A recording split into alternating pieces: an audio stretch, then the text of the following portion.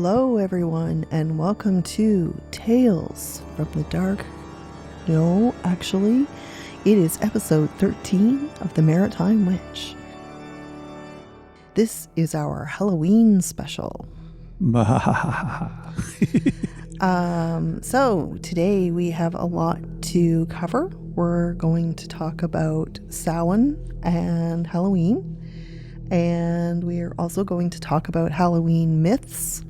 We're going to take a walk down our memory lane for Halloween. We're going to do our top 5 songs and our top 5 movies, as well as the botanicals, the shout-outs, and the gemstones. So cozy up with your favorite beverage and give us a listen. Speaking of favorite beverages, I will post a recipe. It was a Halloween drink that I concocted a few years back. I did it to bribe parents to bring their children to our house trick-or-treating because we don't get a lot of kids. So I concocted the Killer Clown, and I will post the recipe. We enjoyed it, and I just want to put it out there. No parents drank and drove. It was either the mom or the dad that was the passenger that was partaking. It's usually the mom. Usually the mom, yeah. Dads drove and mom brought sippy cups, and then when they drove back by, they stopped in for another round. So I think it was pretty good because people seem to really like it. We've served it at some Halloween parties as well. Probably should say that they drank it here. Yeah, they did. Oh, yeah. Okay. So they didn't have a sippy cup. They didn't drink in the car. No, they didn't do that. All right. So anyways, I will share the recipe. I don't advise drinking a lot of it. It's, oh gosh, what's in it? I'll put the actual measurements of everything, but there was vodka, tequila, a cherry liqueur, as well as lime, grenadine, tropical passion, blood orange. And lots of spooky love. Lots of love. Yes. Okay, so let's talk about Samhain. So Samhain is the final harvest festival. It is a fire festival. Samhain is seen as a beginning and is recognized as the witch's new year. Happy New Year! Yeehaw. The veil between the worlds is thin, and Samhain translates to summer's end. Your altar decorations can include acorns, apples, brooms, black candles, pumpkins, cauldrons, fall flowers and leaves, nuts and berries. The colors are black, gold, orange, purple, silver, and white. A lot of my favorite colors. It marks a decrease in daylight and darkness increases. And I do believe next weekend, I'm not sure the exact date, that the clocks fall back if you still do that ridiculous thing in your area, which is going to make our evenings darker sooner. I actually quite enjoy the fallback versus the spring forward. I don't like losing sleep. I don't get much as it is. It is the festival of Hecate, and it is when the last of the fruits and grains have been gathered and you prepare for the winter. I don't do preserving and canning. I'm not that domestic. I rely on friends to provide me with mustard pickles, please. If anybody out there wants to provide me with a jar of mustard pickles, that would be delightful. My mother doesn't make them anymore. Jams and jellies, salsas. Look at me begging for food. It's like trick-or-treating. Trick-or-treat. Traditions. Honor your ancestors, light candles, have a Samhain meal, which can include traditional produce and pumpkins, squash. Some people do cheese and onion tarts. There's pies. I particularly like pumpkin pie alongside a pumpkin spice latte. Can you imagine trick-or-treating and getting a jar of mustard pickles? Well, as an adult, I think I would be quite happy to get a jar. But when I know where you're going. When you were a kid, you know, if this is for your mom. Yeah, if you got a jar of mustard pickles. Hey, you got a pamphlet, I do believe. We'll talk about memory lane later. Okay, so back to Samhain. It's a good time to release old energy and release that which is no longer serving you. And it's also a good time to declutter and cleanse and take a walk in nature. And of course, this time of year, with the changing of the leaves, it is a stunning time to be out on the trails or just out and about. Even if you just go for a drive, walk on the beach, whatever, it's absolutely beautiful out there before the next windstorm comes and knocks them all off or the cold takes them. So it is definitely a very, very golden time of the year. It's beautiful. Yeah. Because the veil is thin, it is also a good time to do divination. Especially for anybody starting out with divination, this might be a good time.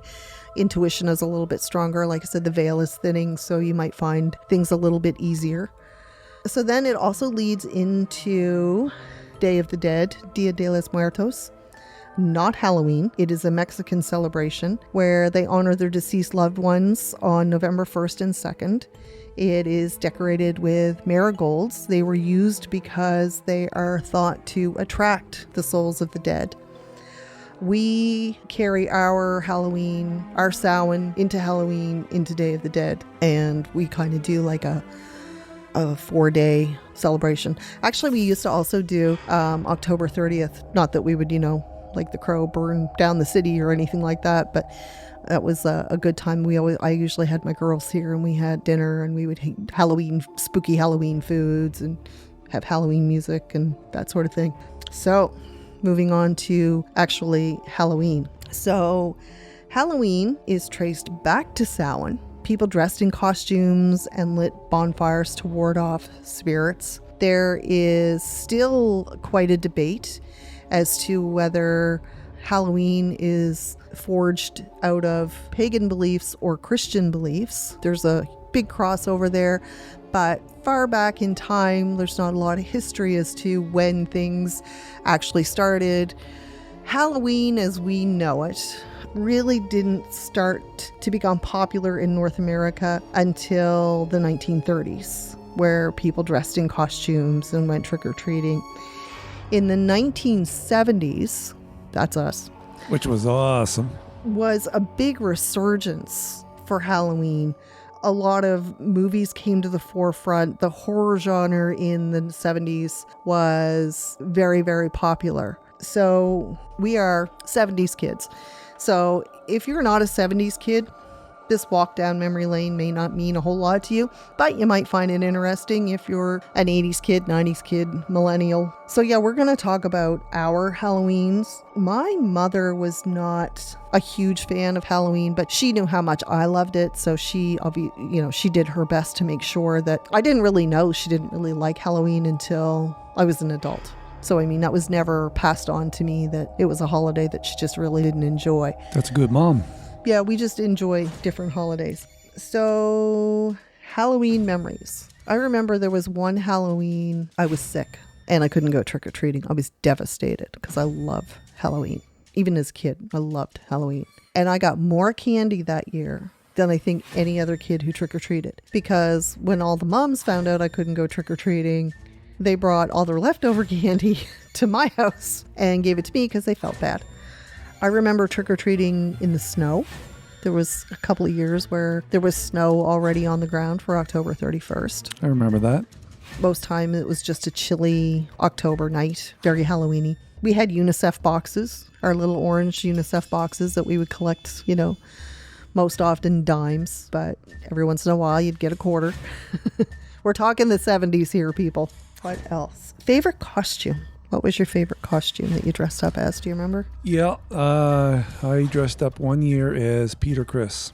Oh, well, that's kind of funny because I have a story about Peter Criss later. Yeah, I got a story about it too. Because, when you're putting paint on your face and you're painting your lips red, you shouldn't use anything that resembles real kind of paint for red. I swear to this day, Is that why your lips are so rosy? Yeah, I think to this day, my lips are still like redder than what they were before I painted them. Well, it's funny actually that you should mention that because there was one Halloween I remember I wanted to go out as Pocahontas. And we didn't have Spirit Halloween or, we had the Five and Dime, the pharmacy, whatever, general stores, general mercantiles. And we had those horrible plastic masks full of lead. And if you were one of the rich kids, you actually got to have the paper suit that came with it. Yeah. It wasn't much better than paper. I was very fortunate. My mom was very creative. She sewed a lot and was very crafty. I come from a long line of crafters, and we've been fortunate enough to make our own costumes most times. But anyways, back to Pocahontas. I wanted to be Pocahontas, so she had made me this wig out of brown yarn, and it was braided, and I am very, very pale. I actually had a friend who told me that I was the only person that she knew that went to Cuba and came home lighter than what I went. So anyways, I needed makeup. So my mother, in her infinite wisdom of creativity, mixed Crisco lard shortening with cocoa powder. She dressing you up as a turkey? And she smeared this concoction all over my face. To this day, I still have insanely oily skin. I don't know if you've ever put Crisco shortening on your face. Don't. I don't recommend it. So that's what I wore all night. So yeah, it's a, makeup story. I wonder what was in that makeup that was, at the Five and Dime when we were kids. That was probably pretty dangerous stuff. Yeah. Yeah. Okay, so my favorite costume, it's got to be the witch. I mean, I know that's so stereotypical, but it was. I've always enjoyed being the witch. I had some other ones. Pocahontas was not my favorite. I did go out as, a friend and I did go out as dead nuns, which, is kind of creepy, but it was meant to be creepy. We looked creepy. The other memory that I have too is my friend Krista and I went out as hookers. And she wanted to borrow her mother's fur coat. Now her mother was no. Anyway, she begged and begged and begged and begged. And finally her mother gave in and said, okay, you can wear it, but you better not get egged. Well, she put that out into the universe, didn't she? Because we walked down the side of my house and out past the little gate, and I think we were not even 4 feet from the house. And this group of boys went by us, and she got nailed in the back with eggs in her mother's fur coat. And so we went back to the house, and my mom wiped it off as good as she could. My friend was spending the night, so it was obviously the weekend. And I don't know how long my mom stayed up that night getting the eggs out of her fur coat. Unless Krista's mom is listening to this podcast, I don't think she ever knew that her fur coat got egged that night. So how old were you guys? Oh, gosh, I don't know. Not old enough to be dressed up as hookers. I'm just wondering why your parents let you go out as hookers. But something in the 70s, it was just kind of a thing. And I grew up in the wrong part of Nova Scotia, apparently. Yeah, I don't know. But yeah, we did. We went out as hookers. Gosh, I don't know. Maybe Krista knows how old we were, but I really don't know. So speaking of age, actually, I know we're going to skip around a little bit here and we're going to go back and forth. There's a big debate on how old is too old to go trick-or-treating. If you dress up and you come to my door, I'm going to give you candy. You see, in the 70s, Halloween was a huge thing, and it's hard for me to let that crap go. And I love Halloween. So to me, there shouldn't be an age limit. And this is just my personal opinion, but you have to understand too that some kids mature at different ages, or different stages, I should say. So there can be a mature 12-year-old, there could be an immature 12-year-old. But it's just a fun night. And I would sooner see these kids knock on my door and go trick-or-treating than be out somewhere doing drugs, doing pranks somewheres, or, being made feel like they can't trick-or-treat. And as I was doing some research, Bathurst, New Brunswick actually has an age limit. Really? And if you are caught trick-or-treating after the age of 16, you can be fined $200. Really? It was 14, but they amended it in 2017 to 16. Poo on you, Bathurst, New Brunswick. I could just imagine getting the $200 fine and getting caught with a big bag full of mustard pickles. But I don't think there should be an age limit. I know I've seen comments on parents taking toddlers while the toddlers can't eat the candy. You know what? These families are making memories. True. And they're keeping the spirit of Halloween alive. So, like I said, you probably aren't going to get a drink this year because Sean and I don't drink anymore. I would still like to have some of that killer clown, but I don't know if I can drink it or not. Yeah, but I'd like to try it. We both have some health issues that have limited our ability to consume great quantities of alcohol. Life's pretty boring now. Isn't it though? Yeah. So, okay, so that was the whole age limit thing. So let's go back to, so we did our favorite costumes. What was your favorite candy to get? Not necessarily candy, but your favorite Halloween treat. Okay, then it would be pop, not because I thought so much of it, but just when you and I were growing up, pop wasn't like It was rare. It wasn't a very common thing, yeah. Yeah.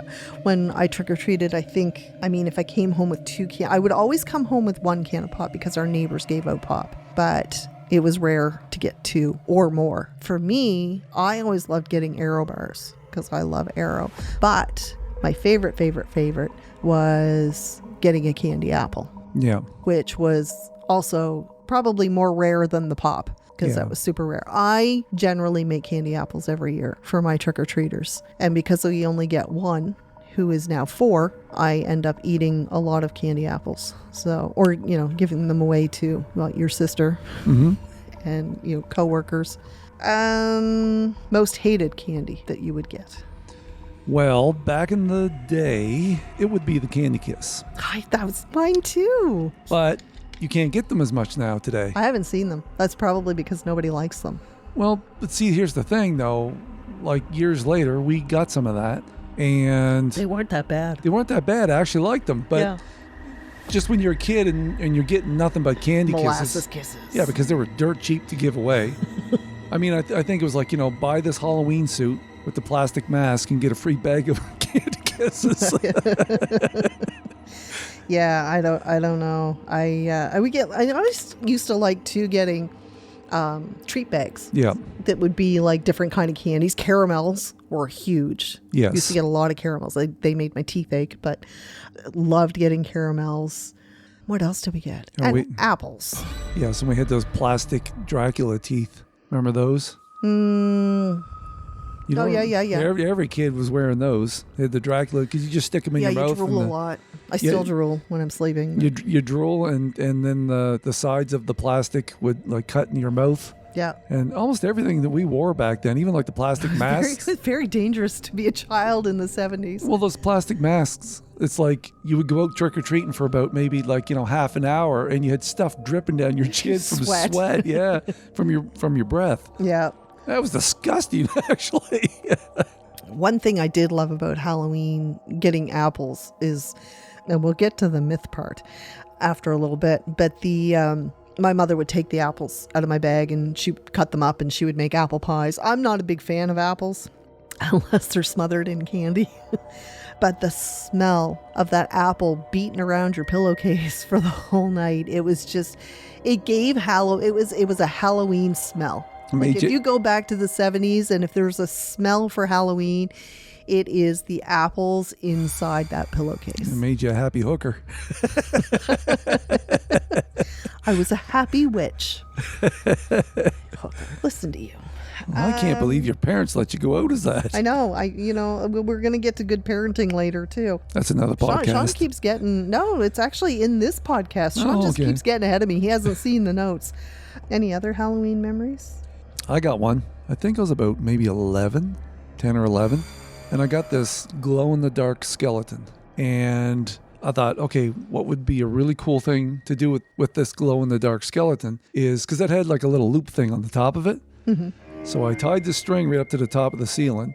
And then I brought it down to my bed and to the front of my bed. And then I put the skeleton on it. And I made it so that if I just took the string and gave it a little bit of a whack, the skeleton would slide down and come right towards me. So I'd go in and I'd shut my door so it was dark. and I'd make sure that the skeleton was up where it's got to be, and I'd lay in my bed, and I'd give the string a little tap, and the skeleton would be glowing in the dark at that time, would come right down right towards me. I thought that was the coolest thing.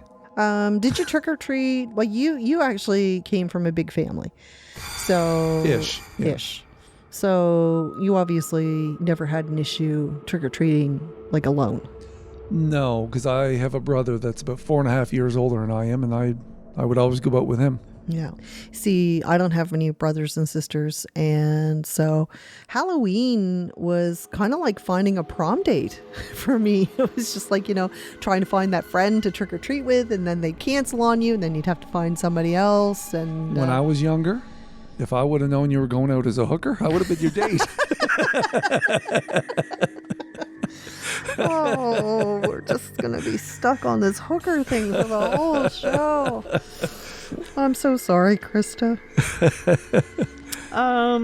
Yeah. We also trick-or-treated. As we got older, we trick-or-treated as a family because we took out we all would all pile on the back of a pickup truck. I remember because I got pneumonia afterwards. Yeah, nieces and nephews. We'd take the nieces and nephews and, we would dress up as a family.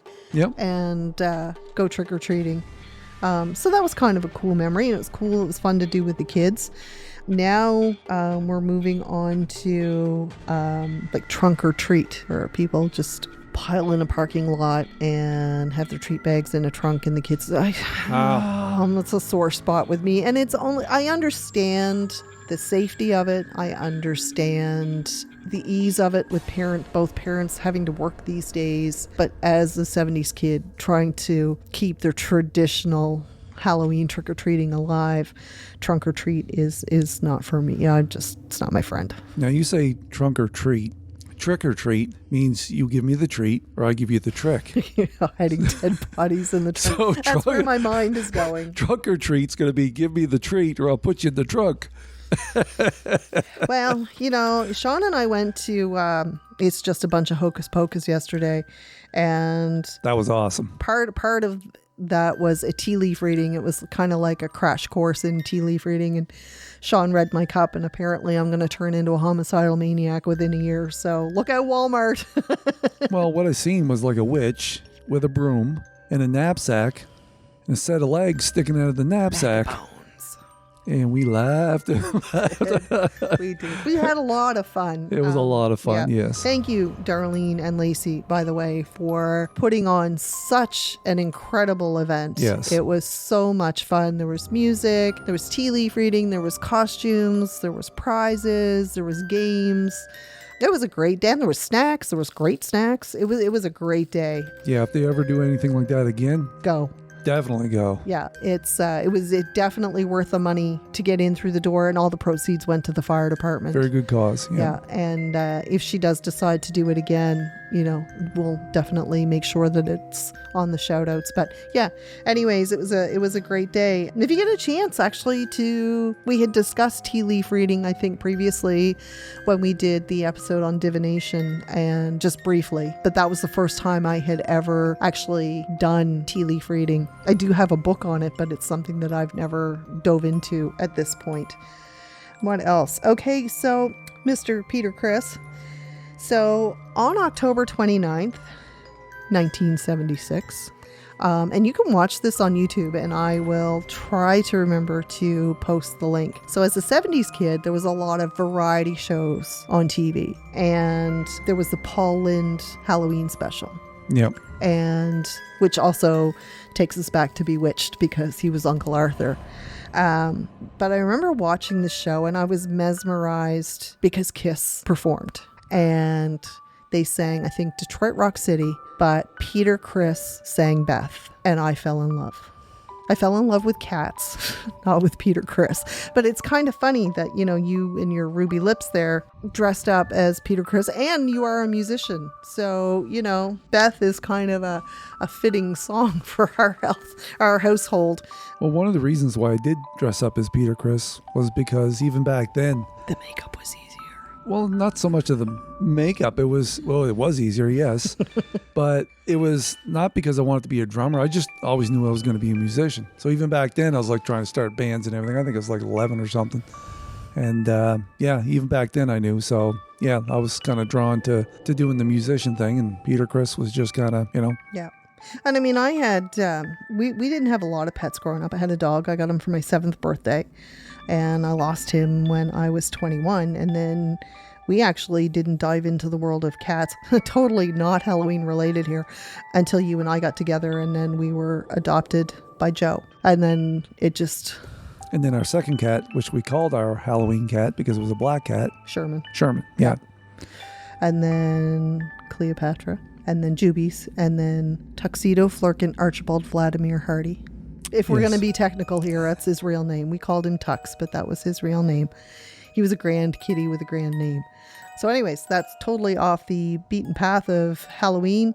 And getting back to it, do you remember you moved around a lot, but do you remember any tricks being played in your area? No, but I imagine if you were dressed up as a hooker. And we're back to the hooker thing. Okay, so I'll talk about the tricks. Not those tricks. The pharmacy in Chester. It was a big thing to get up the morning of November 1st, race down to the pharmacy to see if the storefront windows had been egged and soaped. And it never disappointed. They were always egged and soaped. We didn't have an issue with people toilet papering. I don't think I've ever seen trees or houses toilet papered. Didn't they used to catch the wharf on fire or something? Or? Well, you would always hear the fire alarm go probably around 11 o'clock midnight because somebody would drag tires out on the wharf and set them on fire. Every year. Yeah, not a lot of brain power going on there. But, it was kind of, they were day late for Devil's Night, I guess. I don't know. The Paul Lynde Halloween special. Guess who else was in that? Oh, the witch from Wizard of Oz. Oh, yeah. And then the other, I think both of them were in that. Oh. Witchy Poo from Witchy Poo. Yeah, that's HR Puff and stuff. And I think the other one was in it too. And Pinky Tuscadero, which was the Fonz's girlfriend on Happy Days. Yeah. Billy Barty was on it. Tim Conway. Yep.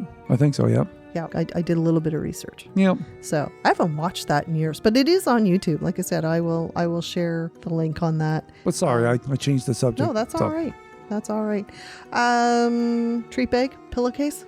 Yeah, we couldn't afford anything else. So, and plus, you couldn't get as much candy in just a normal treat bag. So. Well, I think you could get like little treat bags or little buckets, but you're right. Like once you got a can of pop and a couple of bags of chips and the funny thing is, like when I came home, of course, as soon as you get home, like you're dumping your stuff out and you're looking at what you got for a haul for Halloween candy, and my dad was always excited. And we would kind of have a little bit of a battle royal. I know you would think that would be a hard thing to imagine with me and my dad having a battle royal. But he would be picking through my treats for lunch snacks for work. And the only thing that I was ever less with, I have to say though, my dad liked the Halloween kisses. So I never had to worry about those going to waste. He took my chips. We shared our chips. He didn't take my chips. And the only thing that I was always fortunate to be left with was the Kit Kats, because my dad hated Kit Kats. Because my mom and dad were here in Canada and then they sailed to England. It wasn't a cruise ship, but it was a ship. And it wasn't the Titanic. I'm not that old. And the food was so bad that he survived off of Kit Kats the whole way, and he just couldn't stomach them after that. So if I was given a choice to reach into the Halloween bucket, I mean, I caught on pretty quick. It was like, oh, I'm going to take the Kit Kats because I knew he wasn't going to take them. You get to keep your chocolate bars. Yeah. I'll take that jar of mustard pickles. Well, actually, my dad wouldn't have taken those either because he didn't like mustard pickles. So, but I mean, now that I'm older and, I can reflect back on that, it's made such a good memory for me. Yeah. Just because, we'd be fighting over chips. It was like, no, you can't have that. That's my favorite. But I did share. I wasn't your typical, well, I shouldn't say typical because I know a lot of only children that are not spoiled. And I hate that stigmatism that comes with being an only child. So, I mean, I was not spoiled. I was very fortunate growing up, but I wasn't spoiled. I worked for what I got. My parents always made me, I have a good work ethic, I think, because that's what they instilled in me. So, Yeah, see, I didn't grow up having as much as what you had. With that being said, living in a trailer park, Halloween time, big trailer park. oh yeah, great for Halloween, for trick-or-treating. All right, so let's talk about Halloween myths. So, in the 1960s, there was a myth that candy had been poisoned. So that was a big scare, but it was strictly a myth. So then in the 1970s, when you and I were trick-or-treating as children, there was the razor blades In the apples. Yes. And that is actually a myth. No razor blades were ever found in apples. It's just an urban legend.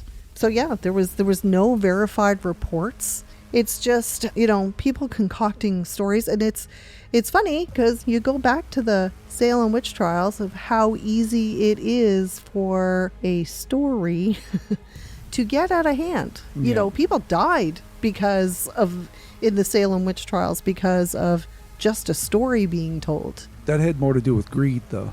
People wanting their land and stuff like that. Yeah, but there was 2 little girls who... Oh, yes, that's right, too. Yeah, that concocted the story. And that's where it all started, though, too, wasn't it? Yeah. Yeah. So, and then it just spiraled downward. And, people lost their lives because of that. So now, why don't we move on to favorite Halloween songs? Cool. So let's start with 5 and work our way to number 1. Yeah, and I probably won't be able to play any of this because of copyright infringements. Yeah. Yeah. All right. I'll Number see. 5. I'll see what I can get away with. My number 5? Your number 5. Well, so many years ago, probably about, 5 years ago. So I went on the internet and I tried to look up a version of Monster Mash that was more like singing instead of just talking. Because the original version of Monster Mash is, he talks. And I thought it would be really cool if I found one that was actually singing. I couldn't find one. So my band, McCarty, we actually made one. Shameless plug. It's a shameless plug, I know. But it is my number 5. So it's... You picked your own song for number 5. Are you serious? I didn't pick you at all, just so you know. Well, that's all right. I'm used to that. I picked you to marry. That was enough, eh? Yeah. I'm starting to think maybe that was my legs that was sticking out of that sack and that tea reading. Keep it up, buddy. So, yeah, that's my number 5. Our version of... Shameless plug. No, not our version of Shameless Plug. Our version of Monster Mash. Which you can play, probably, because you have the copyright. Well, none of the song itself, but that version. Yeah. I will sneak it in there. Well, we'll see what we can do. What the hell? I'll play it right now. We're about to unfold the story of Frankenstein. It may shock you. It might even horrify you. So if any of you feel that you do not care to subject your nerves to such a strain, now is your chance to, warn you. Well, I was working in the lab late one night, with my eyes beheld a near sight, when a monster from the slab began to rise, and suddenly, to my surprise, into the monster mash. And we're back. Okay, so my number 5 is Zombie by Cranberries. However, Miley Cyrus, I'm a Miley Cyrus fan. Not Hannah Montana, but I do like Miley Cyrus. If you get a chance to see her, I'll post the YouTube link. Sing Zombie, she does an incredible job. Yeah. Absolutely incredible. And I love that song. I love every version of that song. So, number 4. Oh, geez, I dropped my paper just a second. Dropped your list. All right, my number 4 is Good Girls by Ellie King. Oh, I forgot about that song. Yeah. Now, that was on the soundtrack for when they did a remake of the Ghostbusters and had an all-female cast. Yep. It was actually not a bad movie. It wasn't an all-female cast. Okay, so yeah, they had Chris Hemsworth. It wasn't really a movie that needed to be made because, they come along later and they made the movie that they should have made, which was a continuation of Ghostbusters, like a Ghostbusters 3. I think it was Afterlife. But this one wasn't bad, but the best part of it was that song. It was a really good song. What's that? It's a really good song. Yes. And as soon as I heard that song, I was like, wow, this is a fantastic tune. So that's my number 4. My number 4 is Witchy Woman by the Eagles. Just because. I am a witchy woman Yes, you are. With a knapsack, with a knapsack. with legs sticking out of it. All right. Number 3. Number 3. Geez, you didn't spend much time on your number 4. Well, because you keep talking. There's no room. Okay. Too many segues. My number 3 is... You sound like a robot. My number 3 Well, it is Halloween, so... Okay. My number 3 is Haunting by Poe. That's a good song, too. That is a good song, yes. Yes, we actually listened to that not that long ago. Yeah, it's a very deep kind of tune. It reminds me of the Mustard pickles. soundtrack to Roswell. Yes, it does sound something like that, yes. It's very reminiscent of that. So my number 3 is Sisters of the Moon by Fleetwood Mac. Not one of their most well-known songs, but I absolutely love that song. Cool. Number 2? Number 2 would be the song Lost Boys from the movie Lost Boys. And I can't remember the guy sings it, Look at us Gerard being right something or whatever. different. And yeah. I love that movie. Yeah, it's a great movie.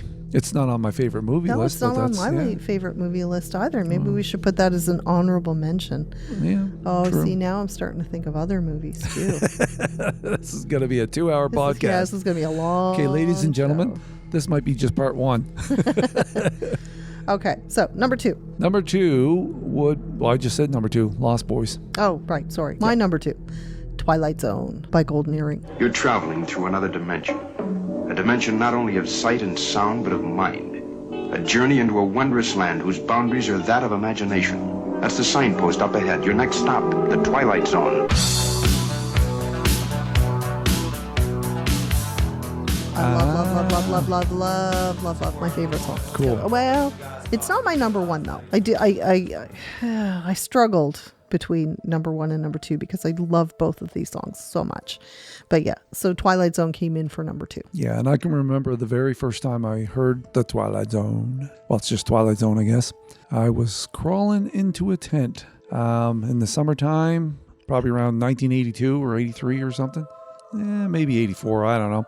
But anyways, it was in the early 80s, and I was crawling into a tent, and I had a little radio, and as soon as I crawled into the tent, that started playing. And I thought, man, this is going to be a big hit. And I was right. Yeah, a friend of mine bought me that record for Christmas, the actual record, because we had record players. Called Cut, wasn't it? Yep. For Christmas, I was so excited. I learned every song on that album. I could sing that album A-side, B-side, word for word. It was my life's mission to learn the words to every single song. But Twilight Zone, love that song. Yeah, and it's my favorite song. Actually, of all time, that's my favorite song. That's why, a little hint, it's actually my number 1. Is it really? It is. Oh, well, there you go. But the cool thing is, We agree on something. Yeah. Well, we agree on the hooker thing. Apparently, I'm dressing up as a hooker this Halloween. Sorry to all the hookers out there. The thing is, though, with the Twilight Zone, I keep on saying the Twilight Zone. The thing is with Twilight Zone, when you and I first started seeing each other, and I was doing that song. Oh, there goes a mouse. Hello, mouse. Damn it. Did that mouse- Catching another night. Did that mouse scare you? It No, is I just- like Halloween. Saw something out of the corner of my eye, so. Tonight we're dressing up as a cat. Here, kitty. Yeah, Twilight Zone. When I first met you and you found out I was doing that song, you pointed out pretty quick that I was singing some of the words wrong. Because I knew the words, because it was my life's Yes. mission to know all of the words. Exactly. So, yeah, that's my number 1. Okay. So my number 1 is I Put a Spell on You. And I will link the YouTube video with Annie Lennox. It is just the best song ever. She does the best version. I know there's a lot of versions. Yeah, I watched her perform this on an award show and it blew me away. And it is my favorite version of this song. And it is my favorite song. And funny story, when we went to Salem, we got off the plane and we were walking through Logan Airport in Boston. And as we came off the plane, As soon as we came off the plane. that song was playing, and it was that version. And then the funny thing was, when we left Salem, there was no music in the airport at all. But the thing is, as soon as we get off the plane, as soon as we stepped off, that song started at the exact same time. Because I looked at you and I said, yep, this is going to be a good trip to Salem. Yep, it was a good trip. Any honorable mentions? For songs? I got some themes that I can mention because I really like the theme for Suspiria.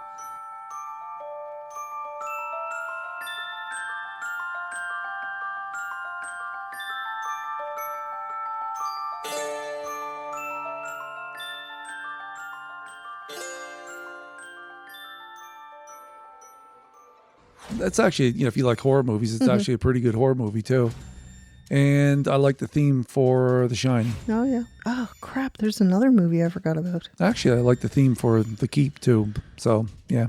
I only have one honorable mention. There's a lot of great Halloween songs out there, but Dragula by Rob Zombie. And the only reason why it didn't actually make my list was because, I don't like to burn through the witches. But I will tell you this, not that I would probably do it now because I don't consume great quantities of alcohol, but I have been known to score 100% singing Dragula on Rock Band. And Run to the Hills by Iron Maiden. Yeah, it was a bad night. Actually, that was a good night. It was a bad morning. Yeah. So, cool. Let's move on to our top 5 favorite movies for Halloween. Number 5? All righty. Number 5 is a made-for-TV movie from 1985 called The Midnight Hour. Spirits of darkness, I command you to rise from your graves. I implore your release from eternal torment. Tonight's the night. Demons, arise. Arise. Halloween night. Look out, it's the midnight hour, baby! You can't beat us. I'm gonna wait till the midnight hour. Sherry Belafonte Harper. Kevin McCarthy. LeVar Burton. Midnight Hour. Happy Halloween. Have I seen that? I don't think I've seen that. Well, I do have it, and it didn't age very well. It's got LeVar Burton in it, and it's got Sherry Belafonte, Oh, yeah. I do believe. And, I love that movie, and I got my hands on it, I think a couple of years ago. Like I said, it didn't age really well, but I still love that movie. So it's number 5 for me. It was like that was back in the days of big event TV. When a movie came on, you were like, the only way you got to see a movie is if you seen it on TV. So when something like that was coming on and they advertised the crap out of it, everybody was watching it. Yeah. So, yep, number 5, The Midnight Hour. Number 5 for me is Hocus Pocus. I didn't think of Hocus Pocus. See, there's a lot of really great movies out there. I know we talked about this in a previous podcast not that long ago. Just a great, fun movie, great cast. Yep. And, sequel was good, but nothing I don't think will ever, sequels as they go, even though it was good, nothing will touch the first one for being, nothing ever really does touch the very first movie that comes out. It's rare that a sequel is better than. So yeah, that's my number 5. My number 4 is probably your number 1, which is Trick or Treat, 1986. And, You know me so well. yeah, I probably won't say a whole lot about it because I imagine once we get to your number 1, we'll be talking about I it. want to talk about it because it's my number 1. Okay. My number 4 is The Craft. Oh, the original. And we did just talk about that, so I won't go into details with that. So you don't mean like the dinner that you make, the craft. dinner. Yeah. I'm getting hungry. And some mustard pickles. I would rather have craft dinner. You're not a mustard pickle kind of guy? No, I like right. beets, but I mean that's next week's podcast. Yeah, next week we're going to talk about canning and preserving. Yeah, exactly. Get back to the old pagan ways. All right, number 3. Number 3 for me would be the original Halloween, 1978. Next. Michael Audrey Myers shall be tried as an adult for the murder of his sister, Judith Margaret Myers. You fooled him, haven't you, Mike? But not me. It's a holiday you'll remember forever. Halloween night is when people play tricks on each other. What about the boogeyman? Death has come to your little town, Sheriff. Jamie Lee Curtis. boogeyman? Donald Pleasance. As a matter of fact, it was. In a film by John Carpenter. Oh no. Halloween. Next. See, that almost made it to my list, but it didn't. When I first seen that, I think it was about 1981. It was on TV. It was Halloween night, and I, with a few other kids, were alone. I think I was about 11 or 12. Geez, everything happens when I'm 11 or 12. It's a big year for you. Yeah, I guess. And it was in a place that was just right off a lake in Sackville, Nova Scotia. And it was me, my older brother, and there was no adults there really. So me, my older brother, and then there was, I think I had some cousins or something. And yeah, we watched that, and it was the very first time that I ever seen it. And of course, you're scared, right? So yeah, right by a lake, and we were hearing things on the roof, and it was quite the scary experience, but it was a good memory. So Halloween, 1978. My number 3 is Jaws. Now, a lot of people, it's funny because a lot of people are like, oh, that's not a horror movie or, you know, whatever. But it actually does make a lot of lists, like a lot of top 10 lists for scary movies. Just going back to the parenting thing, I was very, very young when I went to see this movie. And not to get all dark and dreary here, but I do want to just make mention. My father actually probably saved me because I haven't really been in the ocean a whole lot since I was 10, 11 years old after he took me to see this movie. So, okay. So, number 2. Number 2 for me would also be another John Carpenter movie, The Fog. I love that movie. Oh, which reminds me of another one that I saw. Okay. I mean, there's just things... writing down my little honorable mentions here. There's things about The Fog that I don't like, but overall, that was a good movie. Yeah, it was. Jamie Lee Curtis came back. Mm-hmm. The Halloween Queen. Adrienne Barbeau, I think. Yep. Is in that. Yes, I do believe. And yeah, because she was the radio announcer. We had such great movies. We really did. If you were into that kind of, like into that genre, the 70s, you know, or if you're into the horror genre now, go back and watch some of these classics. Like they're fantastic movies. Well, a lot of what they did back then, and I imagine they did it because they couldn't afford like special effects, and the special effects wasn't up to snuff back then anyways, but they relied on your imagination, which there's nothing scarier than what you can conjure up in your imagination. Yes. Exactly. Yeah. So really to this day, I mean, even movies like The Blair Witch, they used more of your imagination, and it ended up being like one of the, I didn't care for that movie. I but hated that movie. Oh, they argued about getting out of the woods. Yeah. The whole time. I think we said that on another podcast. We did. Yeah. Okay. Anyways. Okay, so my number 2 is The Crow. Cool. People once believed that when someone dies, a crow carries their soul to the land of the dead. But sometimes, just sometimes, the crow could bring that soul back to put the wrong things right. I have seen that movie 20 plus times. Yes, you have. I have. I absolutely love that movie. That's why it's on my list, because I love it. Brandon Lee taken way too soon in a tragic accident. Yeah, that was his big breakthrough such role. a great movie. Yeah. It really, really was. Great music. Yeah, it was awesome music. And I would have had that on my list, actually, but I didn't even think about it. I gotta tell you, it should have been on your list. Yeah. All right. Number 1. Number 1 for me is actually not a Halloween movie. It's only my number 1 because I have a lot of memories with this. Years ago, when I was 11, and actually I probably was 11. Well, it's funny that you say that, because I think I was 10 or 11 when Dad took me to see Jaws. Yeah. A lot happens when you're 11. Oh, apparently. Yeah. It's the 1-1 thing. Just hit Pirate Chicken. Cool. So anyways, yeah, my number 1 was from 1981 when I was 11, and it's Heavy Metal, the movie. Columbia Pictures presents Heavy Metal, a trip beyond the future to a universe you've never seen before, a universe of mystery, a universe of passionate fantasies, a universe of terrifying evil, a universe of magic. Heavy Metal.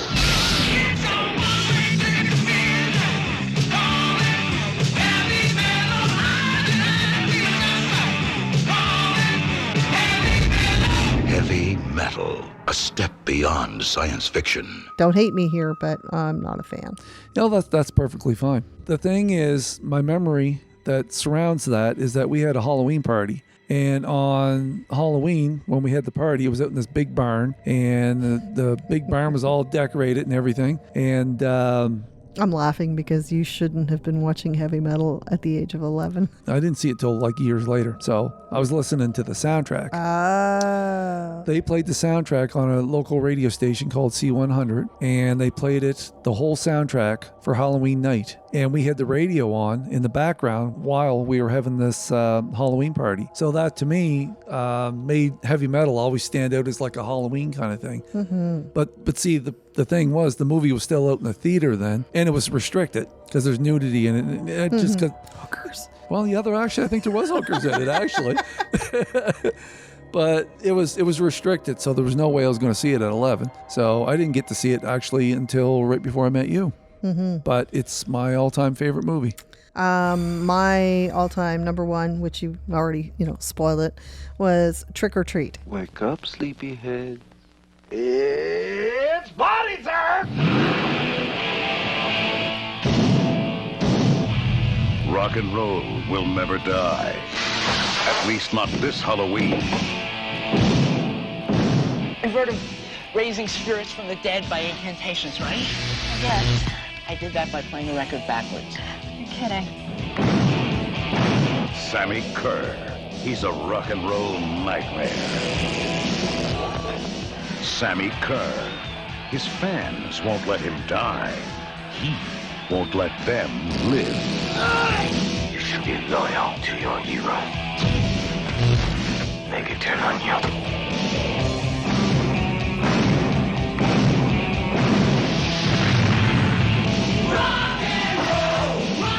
Trick or treat. Looks like we better check out the party punch. Now, not Trick or Treat. Which is still another good movie. It is a really good movie, actually. But this is Trick or Treat. I should have done a little bit of research. And for being my favorite movie, I should probably know a little bit about the cast because I can't remember his name. Maybe you'll remember. 1986. 1986. Ozzy Osbourne, Gene Simmons, Tony Fields. Skippy. Because he was on Family Ties. Yeah, and Glenn Morgan. And which is funny because Glenn Morgan then went on to create Space Above and Beyond, was one of the creators, which is my favorite TV show of all time. And I actually have the pleasure of being in contact and chatting with some of the stars from Space Above and Beyond, which was kind of cool. But Trick or Treat is about a heavy metal rock star who dies in a hotel fire, and his biggest fan brings him back to life by playing the record backwards. It's just a really, really cool movie. And if I've seen The Crow 20 plus times, oh gosh, I don't even know how many times I've seen Trick or Treat. I have watched that movie over and over. It's a cult thing for me. Yeah. Speaking of cult films, let's talk about some honorable mentions. Rocky Horror Picture Show. Speaking of cult films. Yeah, I didn't think of that one either. Yeah. Amityville Horror, Lost Boys, Interview with the Vampire, Saw. I enjoyed the first one, and then I kind of just got grossed out after that. It had a really cool ending. It did have, because when I saw it the first time, I just didn't see it coming. No. And usually, especially for you, because you usually figure shit out. What was it that was on Netflix? Squid Games. Squid Games. I figured that out. Yeah. Very first episode. I shamefully enjoyed that season of Squid Game. I don't know if I'm going to watch the second one. I find it a little disturbing that I enjoyed it as much as I did. Which pertains to Halloween because, people are all getting killed and everything. Yeah. Oops, I just ruined it. Spoiler. Any other on? There's so many Halloween movies. Well, so many horror movies. I mentioned The Keep earlier. Mm-hmm. I love that movie except for one scene because they kill a dog, and you and I are not big on. Does the dog die? Yes, it does. Them killing any animals in a movie. The other one is Twilight Zone, the movie. I love that movie. John Landis, American Werewolf in London. Steven Spielberg, E.T. Joe Dante, The Howling. George Miller, Mad Max. these acclaimed directors take you to another dimension.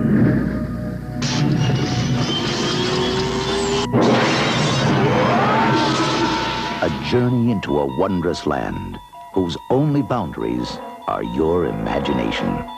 Next stop, the Twilight Zone. That's actually, it should have been on my list because I love that movie. And the soundtrack is really good too. So, yes. Okay. So let's kind of wrap things up, go back into the regular segments of the podcast. So we will start with the gemstones. I want to rock.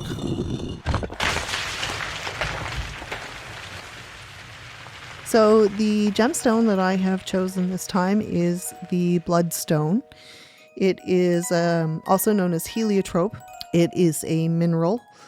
It promotes courage, health, intuition, mental clarity, vitality. It is known as the sunstone, and it is associated with respect, good fortune, riches, and fame. It's been said that if you sew a piece of bloodstone into a child's jacket, it will protect them from being bullied. It's associated with the root chakra. It is a growth crystal, and it is actually the historical birthstone of the month of March, which is me. So yeah. So now we will move on to the botanical section of the podcast. And the time has come for plants to take back the world so rightfully ours. So the botanical that I have chosen today is cinnamon. It is actually a bark. It is high in antioxidants. Its element is air and fire. It is associated with the planet. Well, actually, it's not a planet. It's the sun. You can burn the cinnamon sticks to purify sacred objects. It's used in love spells and money spells. It's used for obviously cooking and medicinal purposes. It aids in digestion and eases nausea, and it wards off colds, and it is also good for your metabolism. Now, having said that, if you're eating a lot of pumpkin pie, it's probably not good for your metabolism. Trust me, I can attest to that. Plus, it's just fun to say. Cinnamon? Cinnamon. Cinnamon. That's one of those words I always have trouble spelling. I never know if it's two N's or two M's. And anyways. So now we will move on to the shout out section of the podcast. Yay!